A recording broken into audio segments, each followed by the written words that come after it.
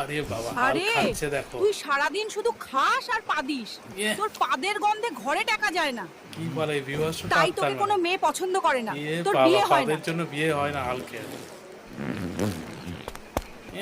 কি পাদ। শোনো, তোমার জন্য একটা বিয়ের প্রস্তাব এসেছে। বাহ, সেই তোমাকে খুশি কনের হাল। বাড়িতে যেতে হবে। কোনের বাড়িতে কিন্তু গিয়ে শোন, পাদ মারবে দেখো, ওখানে পাদের যদি জন্য ফাঁক বিয়েই হবে না করিস, মনে হয়। তাহলে সেটা আমার শেষ দিন হবে, না হলে তোর শেষ দিন হবে। দেখো কোনের বাড়ি কি করে। আপনার কি কোনো খারাপ অভ্যাস আছে?